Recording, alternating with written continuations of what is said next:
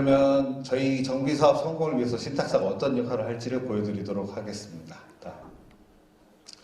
정비사업의 성공을 위해서는 기본적으로 정비계획 수립이 중요합니다. 왜 중요하냐? 시작이기 때문에 그렇습니다. 이 시작이 잘못되면 진행을 쭉 하다가 다시 돌아옵니다. 과거의 정비계획은 엉망진창입니다. 왜 그러냐? 여기 이 정비계획을 수립할 단계에 이 도시계획 업체를 선정하는 사람들조차도 여러분한테 인가받은 그런 사람들이 아닙니다. 임의의 누군가가 업체를 수립하고 임의의 누군가가 정비계획을 수립합니다. 그러면 과연 그 정비계획이 올바르고 최상이겠습니까? 그렇지 않다는 겁니다. 빨리 받아서 본인들의 수수료, 본인들의 용역비를 받아가기 위한 그런 설계밖에 되지 않는 거죠. 그러면 소통이 필요한데 그런 소통 창구의 역할을 정말 할 수 있느냐? 없다라는 거죠. 그래서 소통이 필요한 거고, 이러한 것들을 하기 위해서는 중재자가 필요합니다. 여러분들의 말, 누구는 맞고 누구는 틀리다 이런 말을 할 테니까 그런 중재자의 역할이 필요하고, 결국은 여러분의 사업이기 때문에 사업 주도권도 확보를 해야 됩니다. 그래서 이러한 것들이 갖춰졌을 때 정비사업이 성공할 수 있다, 이런 말씀을 드리겠습니다. 다음. 그럼 정비계획 수립이 얼마나 중요한지를 보여드리겠습니다. 다음. 초기부터 우리가 전문가의 자문을 받았으면 아까 보신 것 같은 입안을 하지 않았을 겁니다. 훨씬 나은 상품들이 만들어졌을 겁니다. 서울에 가면 만세대에 육박하고 있는 헬리오시티를 보셔도 헬리오시티도 이렇게 찢어놓지 않았습니다. 가운데 대규모 공원 같은 그런 공간들을 가지고 있습니다. 왜 우리는 6,000세대나 되면서 그런 공간들을 못 만들었을까요? 그러한 부분들이 지금 우리가 판단해야 될 부분 아닌가 싶습니다. 다음. 그래서 만약에 저희가 이제 대행자나 시행자로 참여하게 되면 저희 도시계획, 설계, 교통 이런 부분들을 다 망라해서 의견을 드리는 겁니다. 교통 부분이 왜 중요하냐? 아까 제가 초기에 보여드렸습니다. 우리가 대로가 필요하냐? 대로가 필요하지 않은데 왜 도시계획도로로 나눠 놓느냐, 이런 부분들을 따져야 되고 주장을 하려면 이런 백업 데이터들이 필요한 겁니다. 근데 이러한 것들 없이 그냥 심의위원이 얘기하는 대로, 구리시 가서 얘기하는 대로 다 들어줄 거면 조합원의 말은 누가 들어줄 겁니까? 그런 것들이 문제가 되는 거죠. 그래서 저희가 MOU를 체결하고 나면 이러한 부분들, 상품성, 사업성을 끌어올리는 것은 무엇인가, 그 다음에 사업기간을 단축하기 위한 최선의 정비계획, 그리고 여러분의 니즈. 여러분의 니즈가 왜 중요하냐? 지금 여러분 여기서 대형 평형 가시고자 하시는 분들 얼마나 되십니까? 한 번이라도 이 대형 평형 가고자 하는 분들에 대한 수요를 물어봤습니까? 근데 여기는 단독주택들이나 이런 부분이 상당히 많습니다. 그럼에도 불구하고 대형 평형은 1.5%밖에 배치가 되지 않았습니다. 이러한 부분들이 나중에 가서 고친다? 다시 돈 내고 시간 걸리고 이렇게 와야 된다는 거죠. 그런 부분들이 말씀을 드려야 될 부분 같습니다. 다음.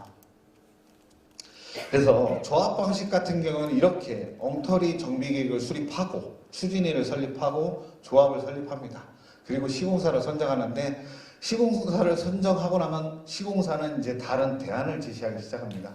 그럼 그 대안에 따라서 다시 한번 정비계획을 변경합니다. 그리고 정비계획을 변경하고 인허가를 진행하다가도 다시 또 바꾸고 다시 또 바꾸고를 반복하는 경우가 비일비재합니다.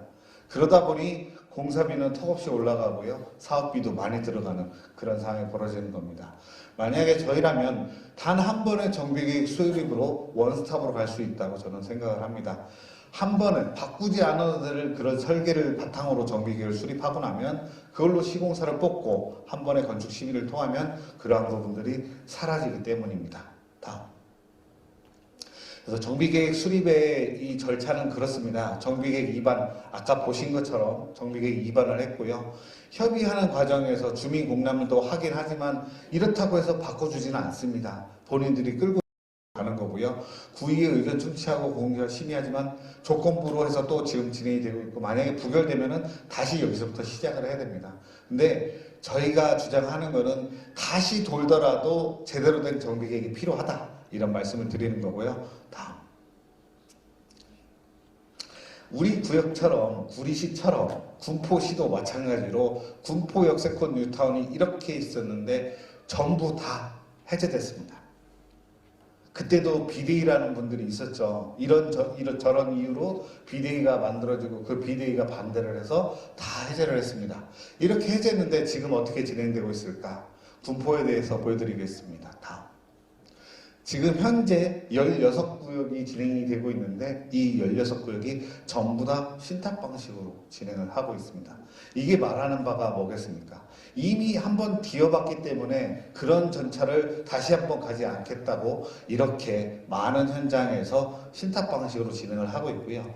저희도 이 현장 중에 제일 큰 현장 중에 하나인 이 현장 금정역세권에 대해서 저희가 시행자 고시를 받고 시공사 선정을 준비를 하고 있습니다. 다음.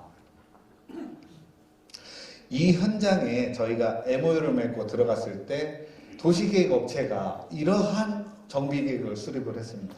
그래서 저희가 MOU를 바탕으로 해서 뭐 하는 짓이냐, 이거는 옛날 구형평면이고 구형 설계지 않느냐 그랬더니 협력업체가 뭐라고 얘기하냐면 어차피 시공사 뽑으면 다 바꿀 건데 왜 그러시냐, 무슨 소리냐, 시공사도 우리의 틀 안에서 뽑을 거다, 이러한 틀을 가지고 뽑을 거지 이렇게 가면 다 바꿔야 되지 않냐. 왜 그러냐면요, 정비계획이라는 게 경미한 변경이 있고 중대한 변경이 있습니다. 경미한 변경은 짧은 기간에 되지만 중대한 변경은 2년이 걸릴 수도 있고 3년이 걸릴 수도 있고 4년이 걸릴 수도 있습니다. 서울에 반포 1, 2, 4지구라고 제일 큰 단지 있습니다. 그 17년도 9월에 시공사를 뽑았는데요. 작년에 이제서야 정비계획 변경을 완료했습니다. 작년 21년, 22년 이때 정비계획 변경을 했다는 거예요. 정비계획 변경만 4년이 걸렸다는 거예요. 그런 것들을 만들지 않기 위해서 저희는 최초부터 포베이를 최대한 확보하고 평형을 배치를 대형 평형들도 충분히 반영해서 이러한 부분들을 했어요. 근데 이렇게 저희가 대형 평형을 배치를 했는데도 불구하고 조합원님들은 뭐라고 하시냐, 대형 평형이 부족하다. 최소한 34평 대형 평형들이 필요한데 그게 더 부족하다고 말씀을 하세요. 그래서 그런 부분들은 경미한 변경에서 할 수 있다, 이런 내용으로 진행을 하고 있습니다. 다음. 지금 우리 단지를 보시면 이렇게 지금 하나, 둘, 세 개, 네 개의 공동주택 단지로 나와 있고 공원은 한쪽으로 몰려서 갈 것 같고요. 이렇게 돼 있습니다. 과연 이게 최선일까 하는 생각이 듭니다. 여러분은 이러한 지금 정비계획이 마음에 드십니까? 여기에 대해서 고민을 많이 해보셔야 합니다. 다음. 이 1000세대짜리, 1500세대짜리 4개 단지와 단일 6000세대라고 하면 어떠한 차이가 있는지를 명확하게 이해를 하셔야 됩니다. 다음. 기본적으로는요, 요즘에 아파트의, 명품 아파트의 기준은 커뮤니티입니다. 헬스클럽이라든지 수영장이라든지 사우나라든지 이런 부분인데, 이런 단일 규모에서는 집중화하고 분산 배치가 다 가능합니다. 근데 지금처럼 4개 단지가 되면은 이러한 커뮤니티를 어디다 넣겠습니까? 어디다 놔야 될까요? 결국은 집중 배치를 할 수가 없습니다. 이 4개 단지를 다 배려해야 되기 때문에. 그러면 조그맣게 4개를 다 신경을 써야 되는 거죠. 그러면 그 단지의 커뮤니티가 특화될 수가 있겠습니까? 특화될 수가 없는 겁니다. 그 다음에 지하 주차장, 여기가 도시계획도로로 나눠지게 되면 지하 주차장 간 통행을 할 수가 없습니다. 도로 밑으로는 지하 주차장을 만들 수 없기 때문입니다. 이러한 부분들도. 그래서 이 비교를 했을 때 랜드마크가 될 수 있는 기회가 상실되는 겁니다. 그 다음에 저희 그런 생각을 해봤어요. 지금 밖에서도 많이 들리고 있는 얘기인데 왜 굳이 이렇게 구역을 4개를 찢어놨을까? 왜 찢어놨을까? 지금 우리 윗구역에 지금 이제 공사를 해야 되는 현장 한 군데 있죠. 수택 2구역이라고 아십니까? 거기도 3개사 컨소시엄이죠. 그리고 공사를 하기도 딱 좋게 나눠져 있습니다. 마찬가지로 여기도 지금 뭐 4개사 컨소시엄이라는 얘기가 공공연하게 들리고 있어요. 그러면 공사하기 좋지 않습니까? 큰 놈이 더 큰 거 가져가고 조그마한 회사는 좀 조그마한 거 가져가게끔, 이게 공구분할 방식이라고 하는데요. 이렇게 나눠져 있는 것 같아요. 그래서 참 이런 부분이 안타깝다라고 판단이 되고요. 다음. 그래서 좀 전에 설명드린 것처럼 주택 2구역도 이런 식으로 돼 있어요. 결국은 큰 회사가 큰 거 공사하고 나머지 공사하고 뭐 이런 구도로 가지 않겠습니까? 근데 이런 단지에서 어떤 이름으로 나올지는 모르겠지만 한 회사의 이름을 할 수도 있겠지만 좋겠습니까? 저희는 저희가 만약에 한다고 하면 여러분들한테 해드리고 싶은 말은 단일 시공사를 어떻게든 유치해야 된다. 이런 시공사 컨소시엄이 아니라 단일 시공사를 유치해야 된다. 그래야 가치가 있고 하자 관리도 잘 되고 나중에 환경성도 좋아진다. 이런 말씀을 드리는 겁니다. 다음. 저희가 이걸 보면서 의견을 했던 거는 최소한도 이렇게 나누는 게 아니라 필요하다고 하면 하나 정도는 나눌 수 있겠다라고 판단을 했어요. 안 나누는 게 베스트입니다. 안 나누고 그럼 할 수 있냐? 그런 부분 할 수 있습니다. 저희도 사례가 있습니다. 그런 사례는 좀 이따 보여드리고, 그러면 이런 부분이 다냐? 그 다음에 지금 왜 안 좋냐고 말씀을 드리냐면, 지금 우리가 사업을 하면서 용적률을 받고 하는데 그 인센티브를 받기 위한 내용으로 이 도로라는 기반 시설로 기부 체납을 다 하는 겁니다. 그러면 이 도로가 여러분들한테 무슨 도움을 줍니까? 이 도로가 여러분들한테 도움을 줍니까? 하나도 도와주는 게 없잖아요. 그럼 뭐가 있으면 좋겠어요? 6,000세대 대단지인데 여기에다 학교 하나 딱 넣으면 뭐가 됩니까? 학부모가 되는 거예요. 학부모. 학부모가 되면은 명문 학교로 다시 거듭나는 겁니다. 주변에 여기도 학원가가 잘 형성돼 있고 그렇지 않습니까? 학교 하나만 옆에다 둬도 그 아파트의 가치가 더 올라갑니다. 근데 왜 학교를 포기하고 이런 불필요하게 단지를 찢어놓는 도로로 이렇게 만들었냐 이거죠. 이러한 부분들 다음. 그리고 저희가 도시계획을 자문을 드린다고 하면 이런 것들 만들지 않습니다. 이거요. 상당한 민원입니다. 이 민원을 어떻게 해결하려고 이렇게 만들어 놓습니까? 그러면서 여기는 또 편입이 돼 있어요. 왜 편입이 돼 있는 거죠? 이런 편입을 누가 결정했습니까? 이렇게 배제하는 거를 누가 결정했습니까? 이러한 문제들이 지금 조합 방식으로 가고자 하는 그분들의 문제라고 보시면 될 것 같습니다. 얼마나 민원이 많겠어요? 공사하기 얼마나 힘들겠습니까? 반듯한 모양이면 좋을 텐데 여기 이렇게 있으면 뭐가 문제인지 아십니까 혹시? 어떤 문제가 있을까요? 아파트 배치가 자유롭지 않습니다. 왜 아파트 배치가 자유롭지 않냐? 1조건이라는 게 있습니다. 우리가 아파트를 졌는데 여기에 1조건 침해가 발생을 합니다. 그럼 1조건 때문에 거기에 높이 질래야 높이 질 수가 없습니다. 이러한 문제들이 있는데 굳이 왜 이렇게 만들었을까? 그런 리스크도 없는 여기는 포함을 해놓고 이러한 부분들을 여러분들이 간과하시면 안 되는 부분입니다. 다음. 아까도 말씀드렸지만 저는 그렇습니다. 저희가 처음에 이 현장을 접하고서도 이런 대단지인데 학교가 다 떨어져 있습니다. 그리고 생각을 해보니 이 학교가 맞나 봤더니 이 부양초도 봤더니 학급수가 한 학년에 4개 반 정도 많지 않습니다. 왜냐하면 지금 당장은 여기가 선호도가 높지 않기 때문에 그렇습니다.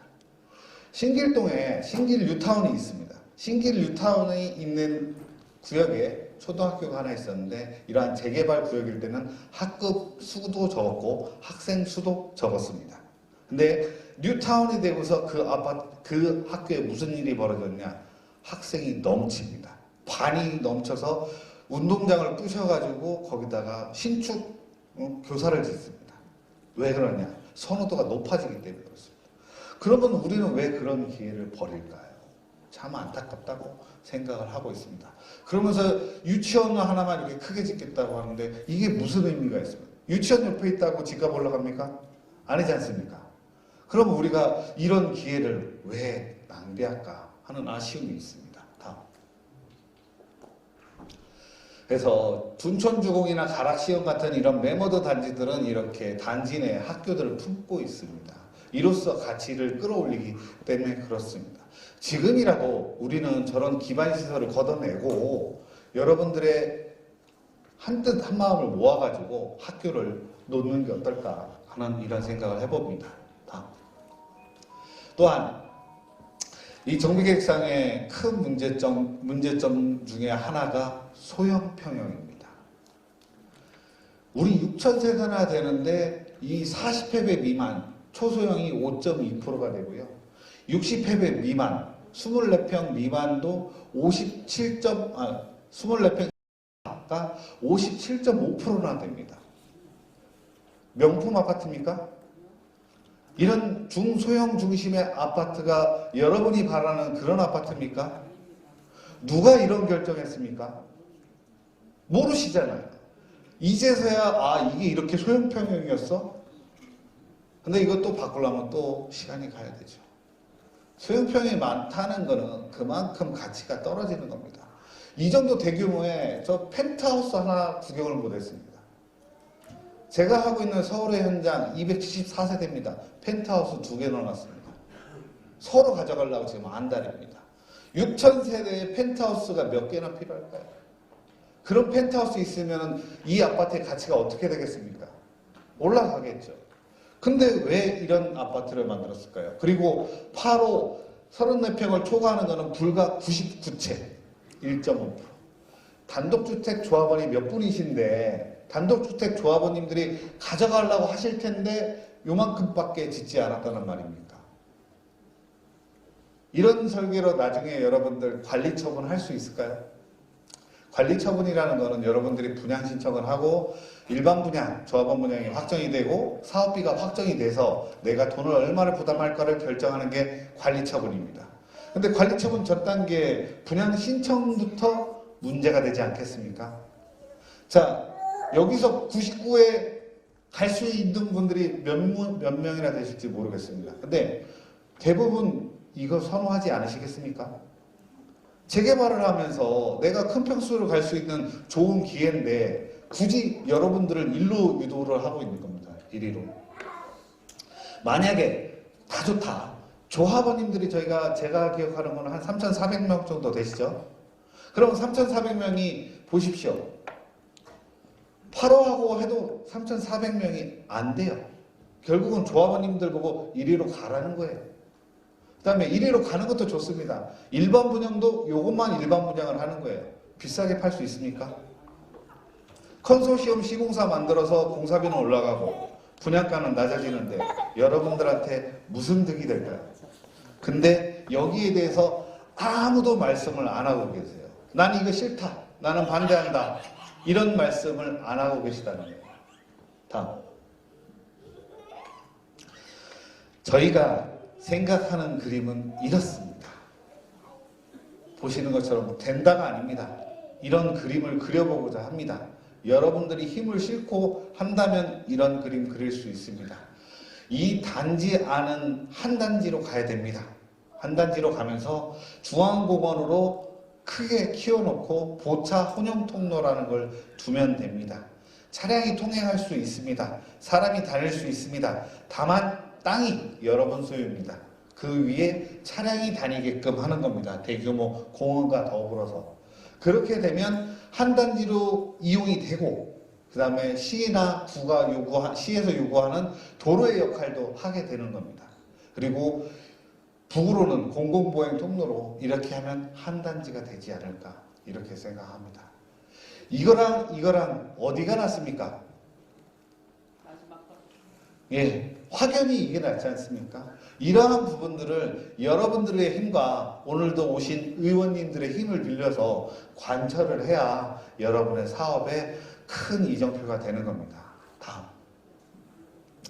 저희 현장 사례입니다. 서울에 있는 신림 1구역이라고요. 4,000세대 현장입니다. 최초에 이렇게 20m 도로로 계획이 돼 있었습니다. 근데 저희가 신통기획 사업을 거치면서 보차 혼용 통로로 이렇게 뒀습니다. 그래서 이거는 보차 혼용 통로이기 때문에 도시계획도로가 아닙니다. 조합원의 땅입니다. 그래서 그 밑으로 지하주차장이 다 돼 있고 통행을 할 수 있도록 돼 있는 그런 사례입니다. 이런 사례를 보시니까 될 수 있다는 느낌 들지 않습니까? 그 인허가 힘들다는 서울에서도 이걸 해냈습니다. 근데 왜 시작도 하기 전에 구리시장님이 여러분들을 무시하겠습니까? 이 많은 세대를? 어느 누가 여러분을 무시하겠습니까? 근데 왜 이런 걸 도전하지 않습니까? 전문성이 없기 때문에 그렇습니다. 다음.